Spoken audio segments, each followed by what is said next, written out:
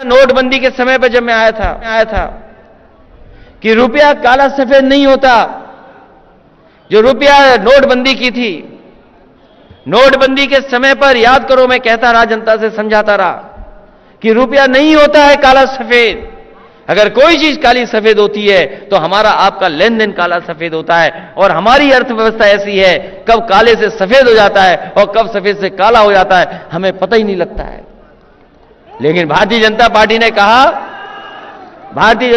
ने कहा कि ये रुपया है, ये जो रुपया बंद हो जाएगा तो भ्रष्टाचार अपने आप खत्म हो जाएगा। बताओ हरदोई के लोगों, रुपया लेना बंद हो गया क्या? रुपया लेना बंद हो गया क्या? तो ये तो भारतीय जनता पार्टी के लोग कहते कि नोटबंदी हो जाएगा तो भ्रष्टाचार खत्म हो जाएगा। और इन्होंने एक नया लाल रंग का नोट छापा है, सुना है वो ज्यादा चल रहा है तहसील में और जगह पर। ये नया नोट छाप करके नए तरीके से भ्रष्टाचार कर दिया। और आज आप बाजार में जाओ, कौन सी चीज सस्ती बची है बताओ? कौन सी चीज सस्ती बची है? हर चीज महंगी हो गई। बताओ पेट्रोल 100 पार हो गया कि नहीं हो गया आपका? भारतीय जनता पार्टी ने कहा कि हम गरीब को, हवाई चप्पल पहनने वाले को हवाई जहाज में बैठाएंगे। याद है कि नहीं याद है? और पेट्रोल इतना महंगा कर दिया कि अब आपकी मोटरसाइकिल नहीं चलेगी, आपको मोटरसाइकिल खड़ी करनी पड़ेगी। और अगर मोटरसाइकिल लेकर के निकलोगे तो कोई मिल गया तो न जाने किसकी आपको पर्ची थमा देगा। बताओ महंगाई कहां है? डीजल, पेट्रोल और सिलेंडर। कभी अंग्रेजों ने आदत लगाई थी कि चाय पीजिए, फ्री चाय बटी थी। फ्री चाय बांट बांट करके लोगों को आदत डाल दी चाय पीने की। अंग्रेजों ने, बताओ ये किया था कि नहीं किया था? जब हमारे लोग मट्ठा और दूध पीते थे, गांव के अपने सब लोग मट्ठा दूध पी लेते थे। पुरानी सरकार जो थे अंग्रेज, उन्होंने चाय पिलाना सिखा दिया। इन्होंने भी फ्री सिलेंडर बांटा था। और बताओ आज सिलेंडर की कीमत क्या हो गई? 1000 रुपए का सिलेंडर। आखिरकार किसको मुनाफा पहुंचा रहे हैं? डीजल पेट्रोल महंगा करके किसका मुनाफा पहुंचा रहे हैं? कौन सी चीज नहीं महंगी हो गई? हर चीज जरूरत महंगी हो गई। हमारा किसान ललितपुर में खड़ा था 2 दिन से लाइन में, उसे खाद नहीं मिली, उसकी जान चली गई। बताओ यह है बीजेपी की सरकार? उसे 2 दिन खड़ा रहा लाइन में, खाद नहीं मिली। बताओ डीएपी मिल रही कि नहीं मिल रही आपको? सब कारखाने बीजेपी वालों के हैं, उनकी सरकार है। तो आखिरकार खाद और डीएपी की क्या कमी होनी चाहिए? और देखो धोखा कैसे दे रहे हैं। ये सोच रहे हैं कि हम और आप लोग कुछ जानते ही नहीं है। बोरी में से चोरी कर ली। बताओ बोरी में से चोरी हुई है कि नहीं हुई है आपकी? बोरी में से चोरी हो गई। बताइए कैसे हमारे बाबा मुख्यमंत्री हैं। अभी कल ही मैंने लखनऊ में कहा दिवाली का त्योहार आने वाला है। दिवाली के त्योहार पे हम अपना घर मकान सब लोग साफ करते हैं। हमने कहा कि मुख्यमंत्री जी अपना मुख्यमंत्री आवास बहुत साफ सुथरा कर दो, जाले हटा दो और धुएं के जो धब्बे हैं वो भी हटा दो, क्योंकि दूसरी सरकार बनने वाली है।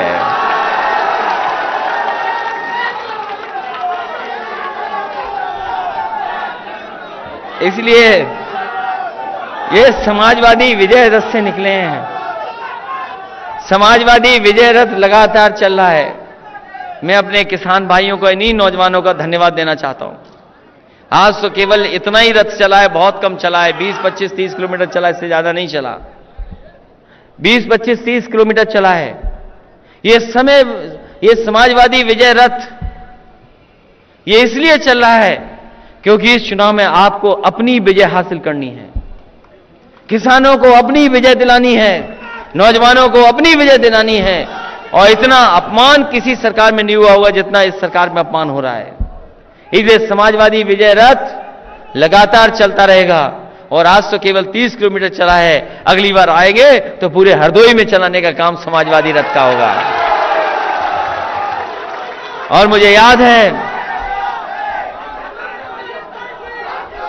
जब जब रथ चला है तब सरकार बनी है समाजवादियों की। जब रथ चलता है सरकार चलती है, और अब तो सरकार इशारा कर रही है डीजल पेट्रोल महंगा कर करके कि साइकिल चलाइए, क्योंकि साइकिल को ना डीजल चाहिए ना पेट्रोल चाहिए। इसलिए सरकार भी इशारा कर रही है आपको, जाइए साइकिल की तरफ जाइए। इसलिए इस मौके पर जहां हम सरदार पटेल जी को याद कर रहे हैं, उन्होंने जो योगदान किया है देश को एक करने का, उनके योगदान को भी हम याद कर रहे हैं। उनका बताए हुए रास्ते पे चलने के लिए हम लोग संकल्प ले रहे हैं। उन्होंने किसानों को अंग्रेजों से सम्मान दिलाया है, तो आप लोग भी संकल्प लो कि इस चुनाव में हम किसान का सम्मान दिलाने का काम करेंगे और भारतीय जनता पार्टी को उत्तर प्रदेश से हटाने का काम करेंगे। ये काम नहीं कर रहे हैं, ये काम नहीं कर रहे हैं, ये काम चोरी कर रहे हैं।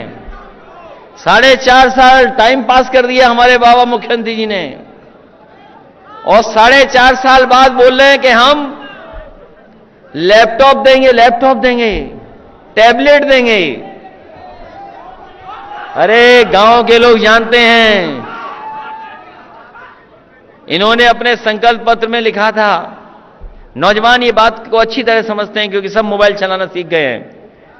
ये नौजवान सब जानते हैं, संकल्प पत्र बीजेपी ने जब बनाया तो उन्होंने कहा कि हम लैपटॉप देंगे, स्मार्टफोन देंगे, वाईफाई फ्री देंगे, 1 GB डेटा फ्री देंगे। सोचो 4.5 साल पूरे हो गए, क्या मिल गया नौजवानों को? लैपटॉप नहीं मिला, और 4.5 साल तक जाने कौन सी टैबलेट देते रहे जो अब टैबलेट देने जा रहे हैं। बताओ कौन सी टैबलेट दे रहे थे 4.5 साल? ये आपको पीछे रखना चाहते हैं समाजवादियों ने। बताओ कब लैपटॉप बांट दिया, कब बांट दिया लैपटॉप समाजवादियों ने? और जहां कहीं भी हरदोई के लोग हैं जो उस समय पढ़ करके जिन बच्चों को लैपटॉप मिला था, ऐसा दुनिया का सबसे अच्छा लैपटॉप दिया था कि अगर आज भी चला रहे होगे तो आज भी लैपटॉप चल रहा होगा, आज भी खराब नहीं हुआ है। और वो लैपटॉप ऐसा है कि जब ऑन करते होगे तो हम और नेताजी दिखाई देते होंगे इसमें। और बाबा मुख्यमंत्री जी ने लैपटॉप इसलिए नहीं बांटा, बाबा मुख्यमंत्री जी ने लैपटॉप इसलिए नहीं बांटा क्योंकि वो लैपटॉप चलाना नहीं जानते हैं।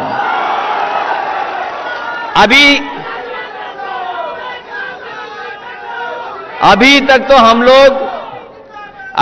हम लोग ये मानते थे कि वो लैपटॉप चलाना नहीं जानते हैं। एक अधिकारी ने बताया कि वो लैपटॉप, वो मोबाइल भी नहीं चला पाते हैं। सोचो आप,